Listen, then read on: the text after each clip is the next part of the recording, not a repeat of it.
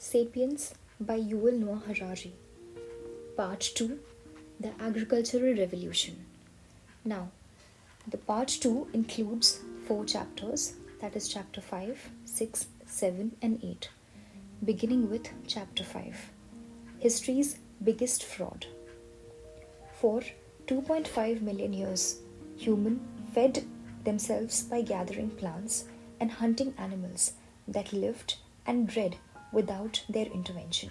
Homo erectus, Homo ergaster, and Neanderthals plucked wild figs and hunted wild sheep without deciding where fig trees would take root, in which meadow a herd of sheep should graze, or which billy goat would inseminate which nanny goat.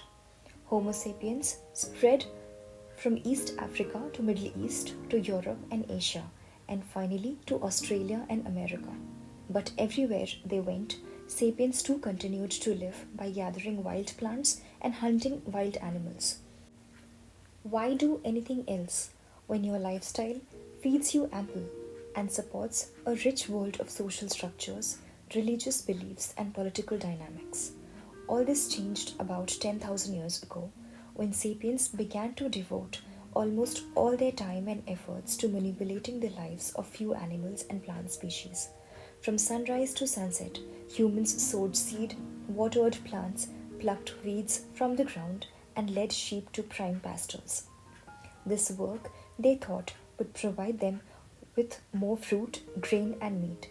It was a revolution in way humans lived, the agricultural revolution.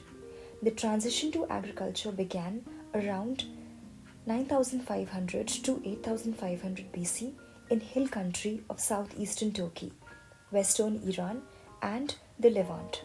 It began slowly and in a restricted geographical area. Wheat and goats were domesticated by approximately 9000 BC, peas and lentils around 8000 BC, olive trees by 5000 BC, horses by 4000 BC, and grapevines in 3500 BC. Some animals and plants, such as camels and cashew nuts, were domesticated even later. But by 3500 BC, the main wave of domestication was over.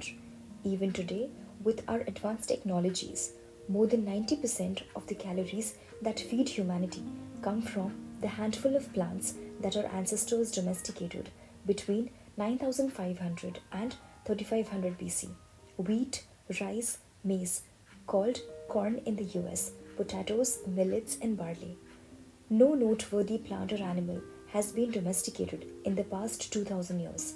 If your minds are those of hunters and gatherers, our cuisine is that of ancient farmers.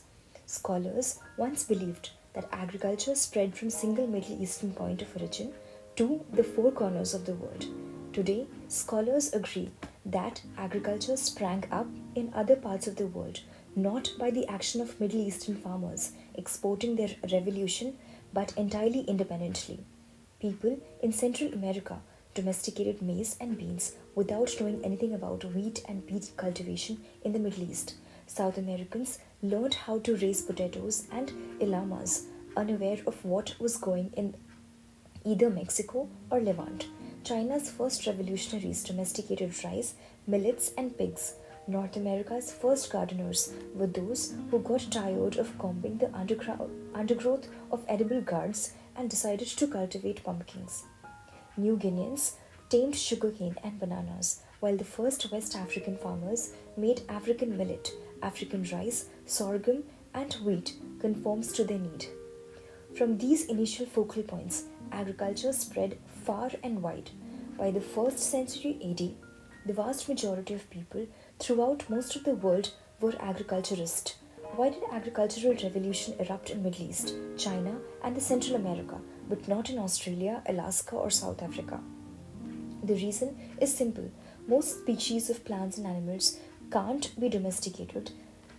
Sapiens could dig up delicious truffles and hunt down woolly mammoths, but domesticating either species was out of the question.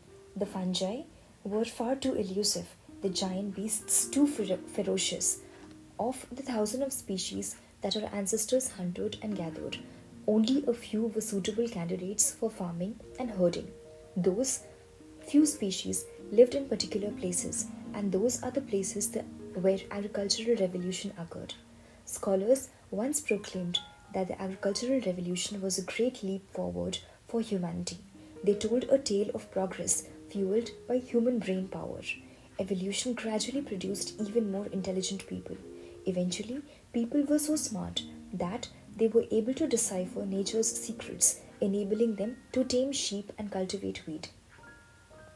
As soon as this happened, they cheerfully abandoned the grueling, dangerous, and often Spartan life of hunter gatherers, settling down to enjoy the pleasant, satiated life of farmers. That tale is a fantasy. There is no evidence that people became more intelligent with time. Foragers knew the secrets of nature long before the agricultural revolution. Since their survival depended on an innate knowledge of the animals they hunted and the plants they gathered, rather than heralding a new era of easy living. The agricultural revolution left farmers with living generally more difficult and less satisfying than those of foragers. Hunter gatherers spent their time in more stimulating and varied ways and were less in danger of starvation and disease. The agricultural revolution certainly enlarged the sum total of food at the disposal of humankind, but the extra food did not translate into a better diet or more leisure. Rather, it translated into population explosion and pampered elites. The average farmer worked harder than average forager and got a worse diet in return. The agricultural revolution was history's biggest fraud. Who was responsible? Neither kings, nor priests, nor merchants. The culprits were a handful of plant species, including wheat, rice, and potatoes. These plants domesticated Homo sapiens rather than vice versa. Think for a moment about the agricultural revolution from viewpoint of wheat. 10,000 years ago, wheat was just a wild grass, one of many, confined to a small range in the Middle East. Suddenly, within just few short millennia, it was growing all over the world.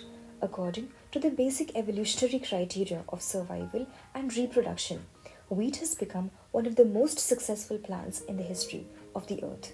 In areas such as Great Plains of North America, where not a single wheat stalk grew 10,000 years ago, you can today walk for hundreds upon hundreds of kilometers without encountering any other plant.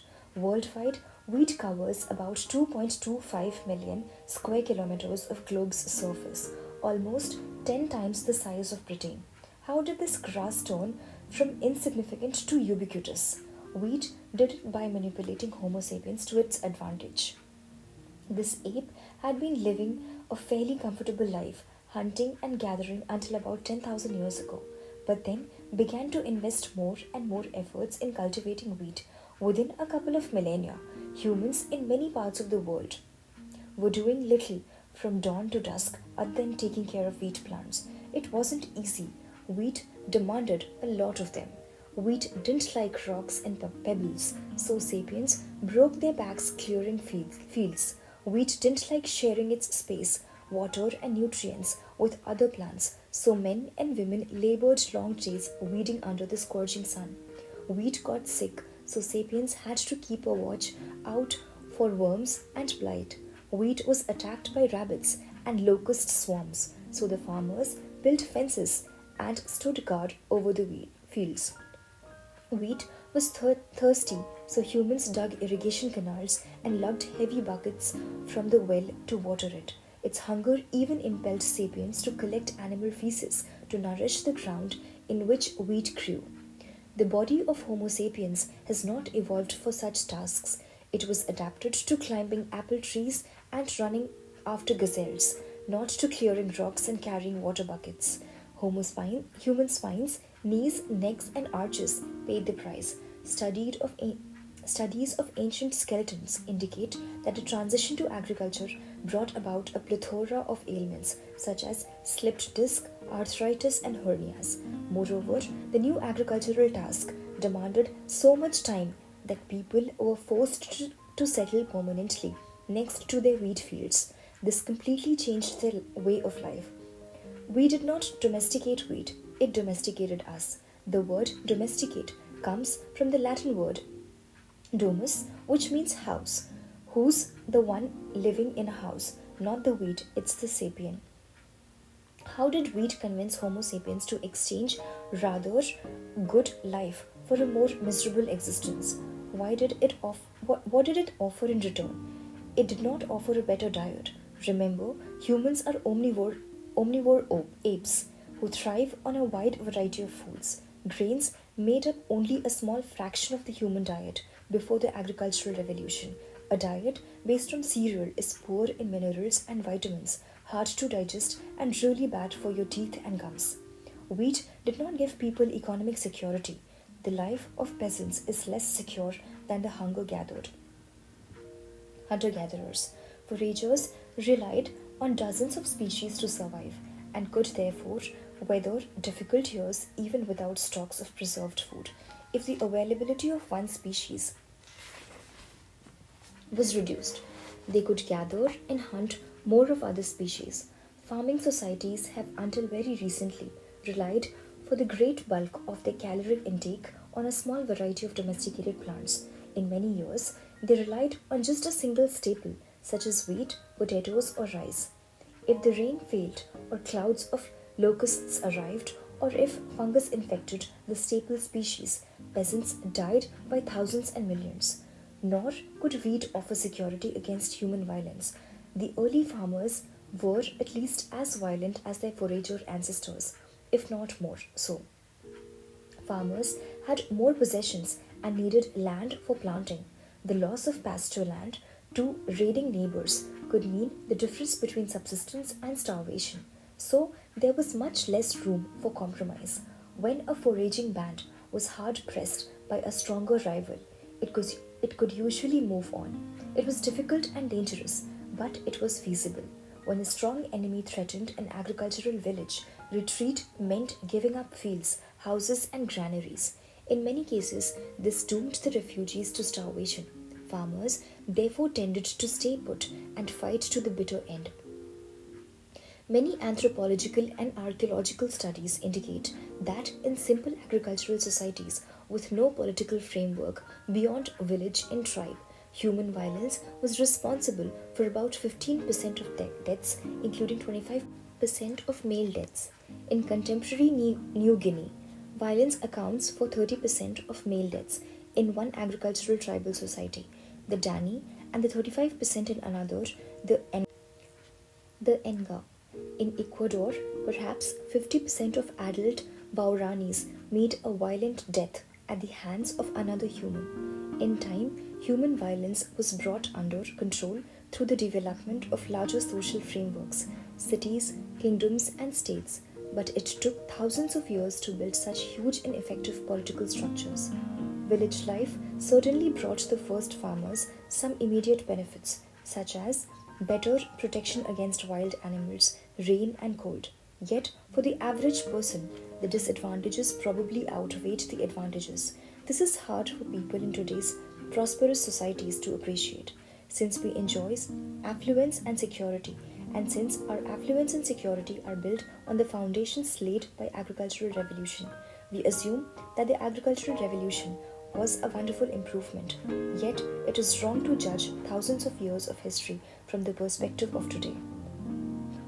A much more representative viewpoint is that of the 3-year-old girl dying from malnutrition in the 1st century China because her father's crop have failed. Would she say, "I'm dying from malnutrition, but in 2000 years people will have plenty to eat and live in big air-conditioned houses, so my suffering is a worthwhile sacrifice"? What then did wheat offer agriculturists, including that malnourished Chinese girl? It offered nothing for people as individuals, yet it did bestow something on Homo sapien as a species. Cultivating wheat provided much more food per unit of territory and thereby enabled Homo sapiens to multiply exponentially. Around 13,000 BC, when people fed themselves by gathering wild plants and hunting wild animals, The area around the oasis of Jericho and in Palestine could support a most one roaming band of about 100 relatively healthy and well nourished people. Around 8500 BC, when wild plants gave way to wheat fields, the oasis supported a large but cramped village of 1,000 people who suffered far more from disease and malnourishment.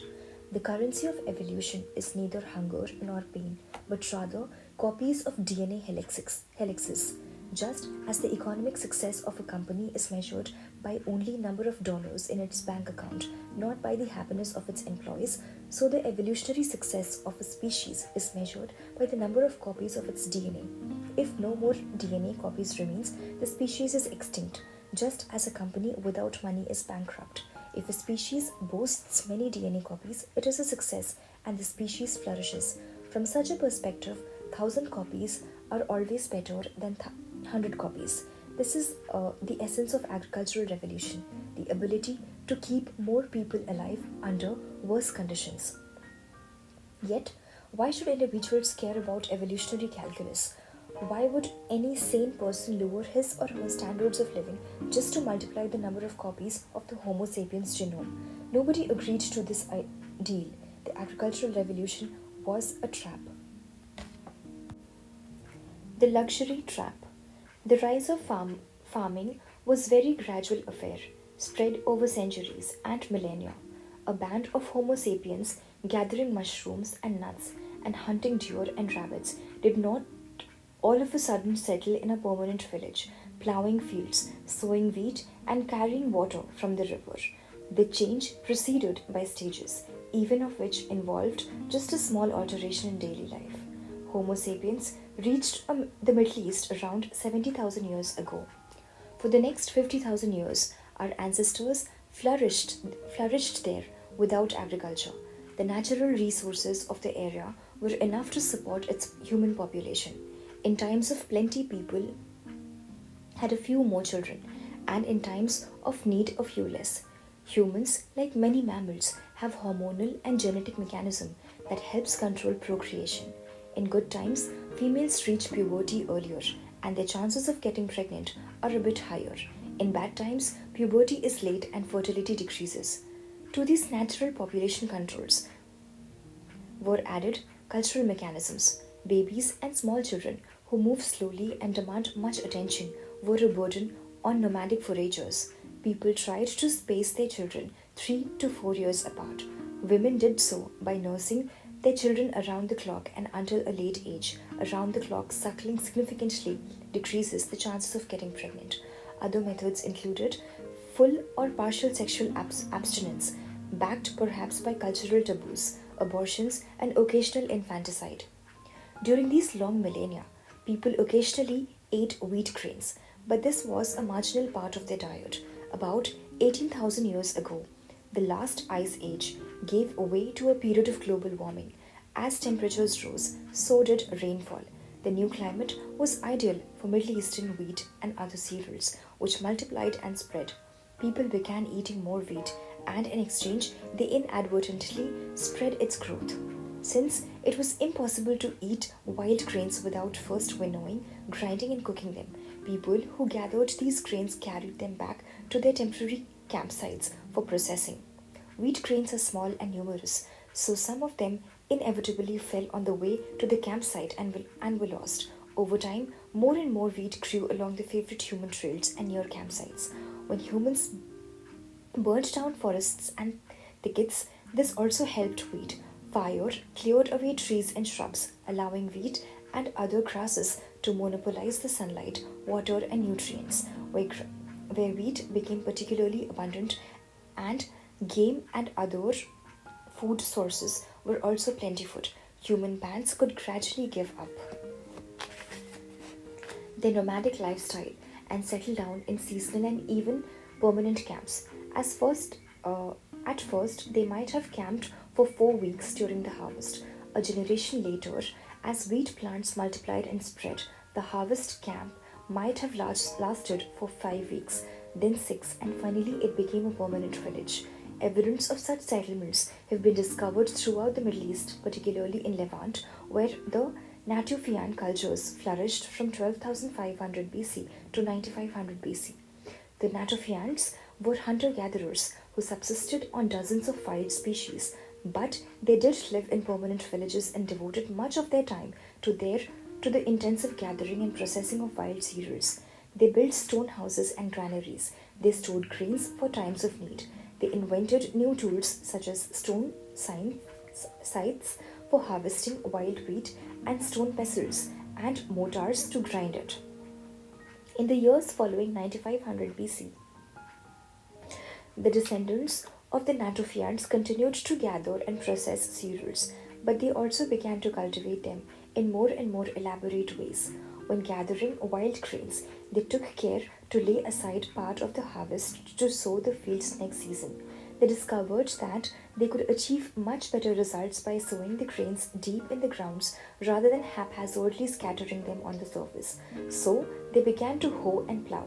Gradually, they also started to weed the fields, to guard them against parasites, and to water and fertilize them, and more efforts were directed towards cereal cultivation. There was less time to gather and hunt wild species. The foragers became farmers.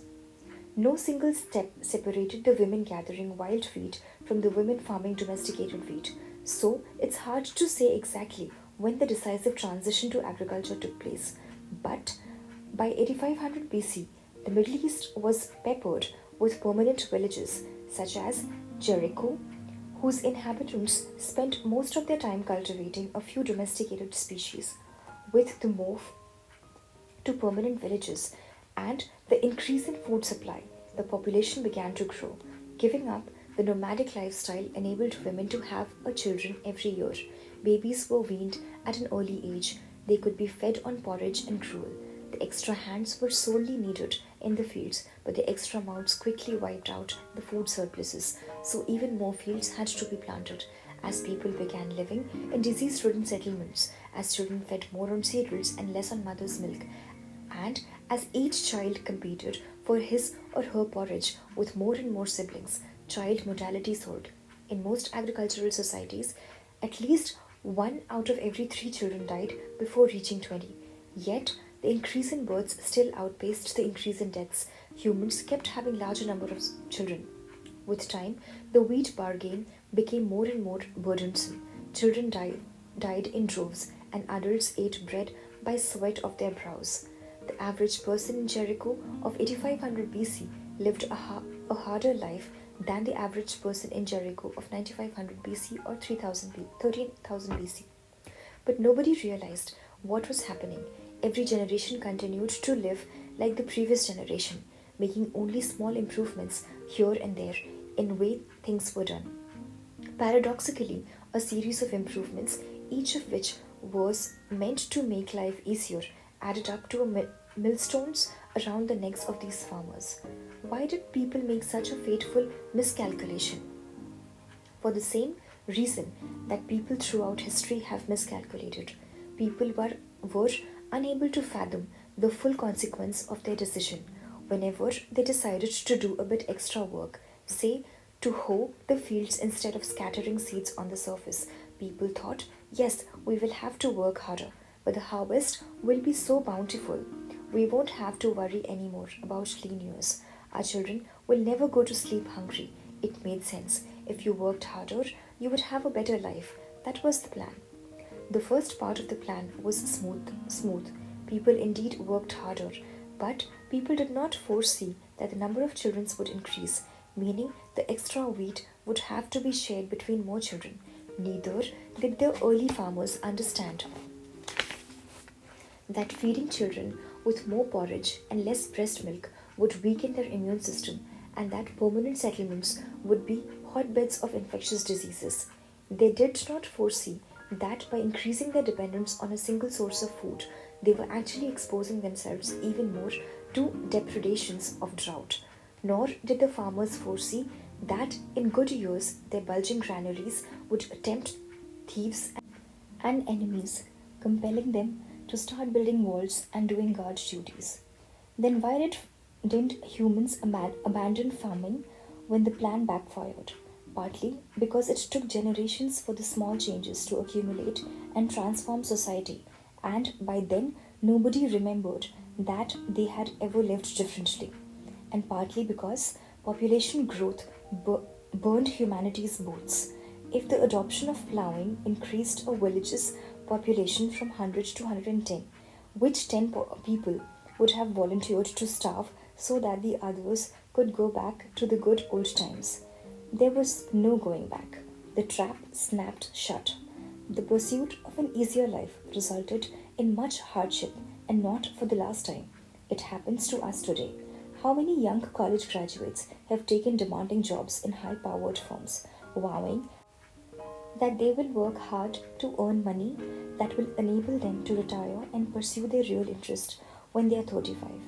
But by the time they reach that age, they have large mortgages, children to school, houses in the suburbs that necessitates at least 2 cars per family, and a sense that life is not worth living without really good wine and expensive holidays abroad. What are they supposed to do? Go back to digging up roots? No, they double their efforts to keep slaving away. One of history's few iron laws is that luxuries tend to become more necessities and to spawn new obligations. Once people get used to a certain luxury, they take it for granted. Then they begin to count on it. Finally, they reach a point where they can't live without it. Let's take another familiar example from our own time. Over the last few decades, we have invented countless time saving devices that are supposed to make life more relaxed. Washing machines, vacuum cleaners, dishwashers, telephones, mobile phones, computers, emails. Previously, it took a lot of work to write a letter, address, and stamp an envelope and take it to the mailbox. It took days or weeks, maybe even months to get a reply. Nowadays, I can dash off an email, send it halfway around the globe, and receive a reply within a minute. I've saved a lot of trouble and time, but do I live a more relaxed life? Sadly, not. Back in the snail mail era, people usually only wrote letters when they had something important to relate, rather than writing the first thing that came into their heads. They considered carefully what they wanted to say and how to phrase it. They expected to receive a similarly considered answer. Most people wrote and received no more than a handful of letters a month and seldom felt compelled to reply immediately. Today, I receive dozens of emails each day, all from people who expect a prompt reply. We thought we were saving time. Instead, we revved up the treadmill of life at 10 times its former speed and made our lives more anxious and agitated. Here and there, a Luddite holdouts refuses to open an email account. Just 1,000 of years ago, some human bands refused to take up farming and so escaped a luxury trap. But the agricultural revolution didn't need every band in a given region to join up. It only took one. Once one band settled down and started tilling, whether in the Middle East or Central America, agriculture was irresistible. Since farming created the conditions for swift demographic growth, farmers could usually overcome foragers by sheer weight of numbers. The foragers could either run away, abandoning their hunting grounds to field and pastures, or take up plowshare themselves. Either way, the old life was doomed. The story of luxury trap carries with it an important lesson. Humanity's search for an easier life released immense forces of change that transformed the world in ways nobody envisioned or wanted. Nobody plotted the agricultural revolution or sought human dependence on cereal cultivation. A series of trivial decisions aimed mostly at filling a few stomachs and gaining a little security had the cumulative effect of forcing ancient foragers to spend their days carrying water buckets under a scorching sun. Divine intervention. The above scenario explains the agricultural revolution as a miscalculation. It's very plausible. History is full of far more idiotic miscalculations, but there's another possibility. Maybe it wasn't the search for an easier life that brought about the transformation. Maybe sapiens had other aspirations and were consciously willing to make their lives harder in order to achieve them. Scientists usually seek to attribute historical developments to cold economic and demographic factors. It sits better with their rational and mathematical methods. In the case of modern history, scholars cannot avoid taking into account non material factors such as ideology and culture. The written evidence forces their hand. We have enough documents, letters, and memoirs to prove that the Second World War was not caused by food shortages or demographic pressures, but we have no documents from the Natufian cultures. So, when dealing with ancient periods, the materialistic school reigns supreme. It is difficult to prove that pre literate people were motivated by faith rather than economic necessity. Yet, in some rare cases, we are lucky enough to find telltale clues. In 1995, archaeologists began to excavate a site in southeast Turkey called Göbekli Tepe. In the oldest stratum, they discovered no signs of settlement, houses, or daily activities. They did, however, find monumental pillared structure decorated with spectacular engravings. Each stone pillar weighed up to 7 tons and reached a height of 5 meters. In an early quarry, they found a half chiseled pillars weighing 50 tons. Altogether, they uncovered more than 10 monumental structures, the largest of them nearly 30 meters across. Archaeologists are familiar with such monumental structures from sites around the world. The best known example is Stonehenge in Britain. Yet, as they studied Göbekli Tepe, they discovered an amazing fact. Stonehenge dates to 2500 BC and was built by a developed agricultural society. The structures at Göbekli Tepe are dated to about 9500 BC, and all available evidence indicates that they were built by hunter gatherers. The archaeological community initially found it difficult to credit these findings, but one test after another confirmed both the early date of the structure and the pre agricultural society of their builders. The capabilities of ancient foragers and the complexities of their culture seem to be far more impressive than was previously suspected. Why would a forager society build such structures? They had no obvious utilitarian purpose. They were neither mammoths, slaughterhouses, nor places to shelter for rain or hide from lions. That leaves us with the theory that they were built for some mysterious cultural purposes that archaeologists have hard time deciphering. Whatever it was, the foragers thought it worth a huge amount of effort and time. The only way to build Göbekli Tepe was for thousands of foragers belonging to different bands and tribes to cooperate over extended periods of time.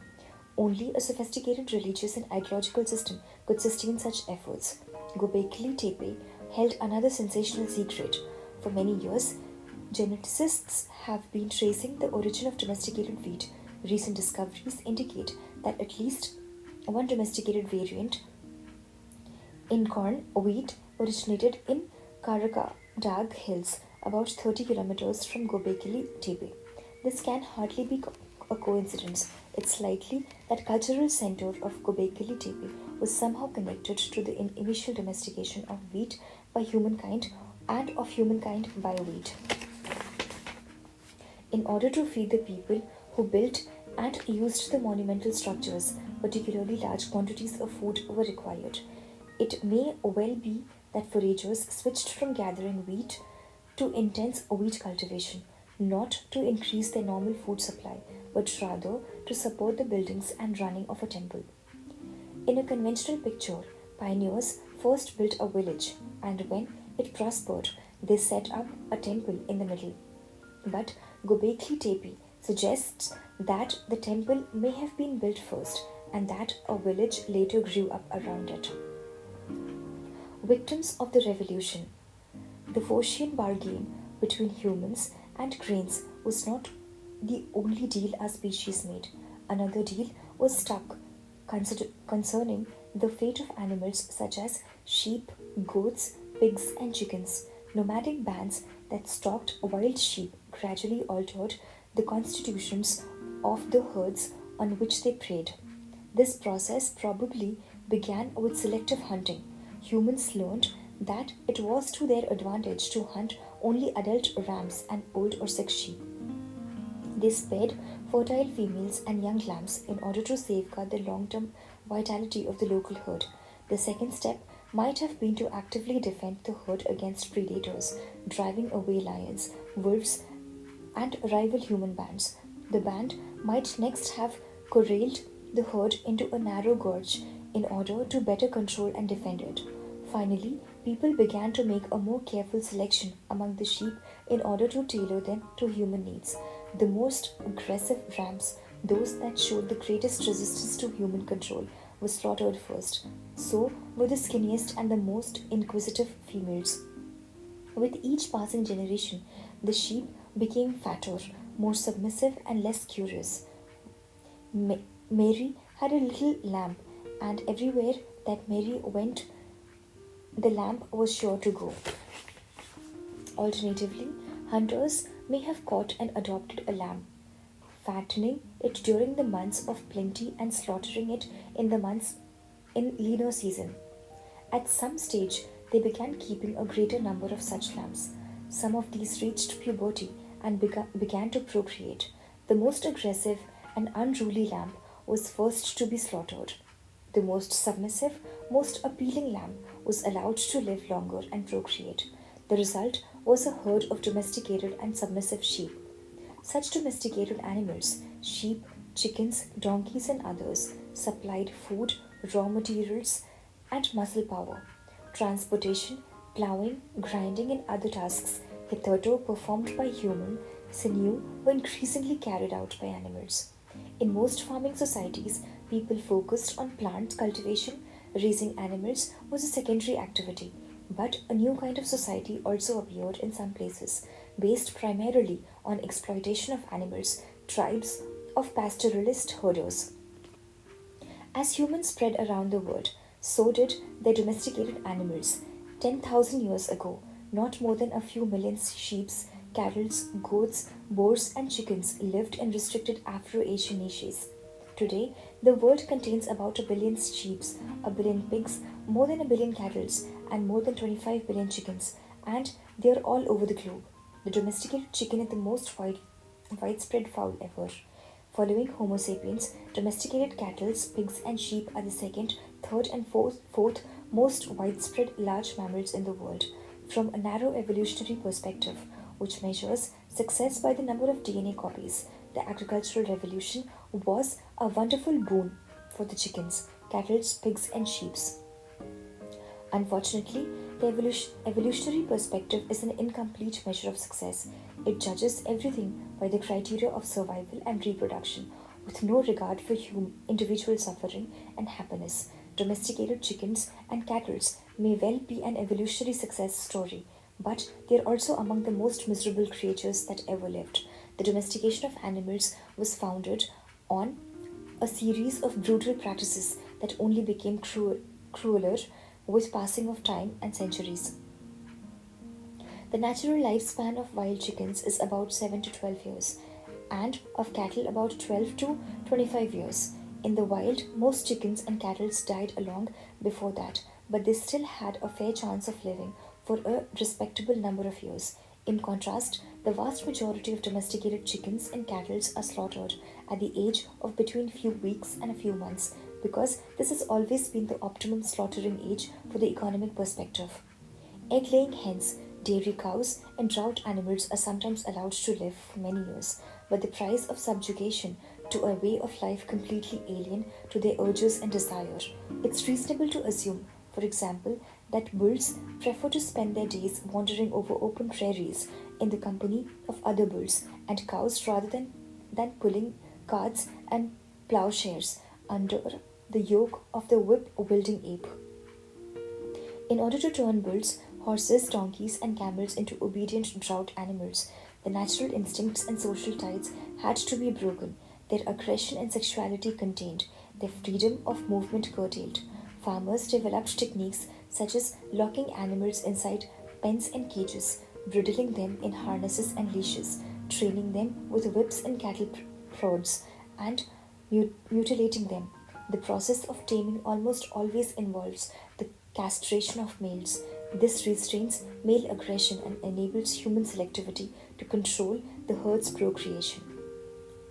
In many New Guinean societies, the wealth of a person has traditionally been determined by the number of pigs he or she owns. To ensure that the pigs can't run away, farmers In northern New Guinea, slice off a chunk of each pig's nose. This causes severe pain whenever the pig tries to sniff, since the pigs cannot find food or even find their way around without sniffing. This mutilation makes them completely dependent on their human owners. In other areas of New Guinea, it has been customary to gouge out pigs' eyes so they cannot even see where they are going. The dairy industry has its own way of forcing animals to do its will. Cows, goats, and sheep produce milk only after giving birth to calves, kids, and lambs, and only as long as the youngsters are suckling.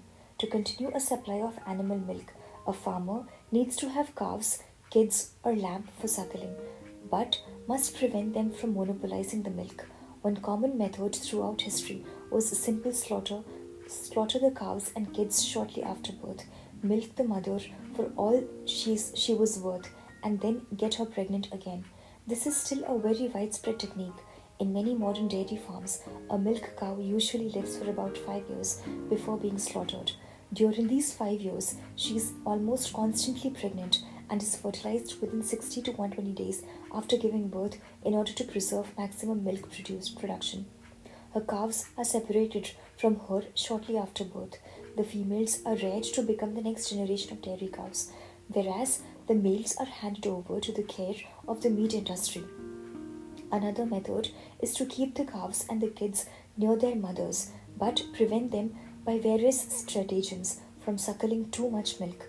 The simplest way to do that is to allow the kid or calf to start suckling, but drive it away once the milk starts flowing. This method usually encounters resistance from both kid and mother. Some shepherd tribes used to kill the offsprings, eat its flesh, and then stuff the skin. The stuffed offspring then presented to the mother so that its presence could encourage her milk production.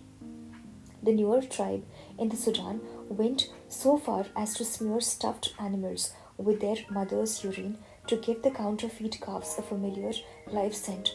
Another newer technique was to tie a ring of thorns around the calf's mouth so that it pricks the mother and causes her to resist suckling. Tuareg camel breeders in the Sahara used to puncture or cut off parts of the nose and the upper lips of younger camels in order to make suckling painful, thereby discouraging them from consuming too much milk.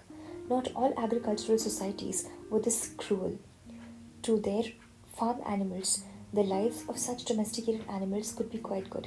Sheep raised for wool, pet dogs and cats, war horses and race horses often enjoyed comfortable conditions. The Roman Emperor Caligula allegedly planned to appoint his favorite horse, Incitatus, to consulship. Shepherds and farmers throughout history showed affection for their animals and have taken great care of them, just as many slaveholders felt affection and concern for their slaves. It was no accident that kings and prophets styled themselves as shepherds and likened the way they and the gods cared for their people to the shepherd's care for his flock. Yet, from the viewpoint of the herd rather than that of the shepherd, it's hard to avoid the impression that for the vast majority of domesticated animals, the agricultural revolution was a terrible catastrophe. Their evolutionary success is meaningless.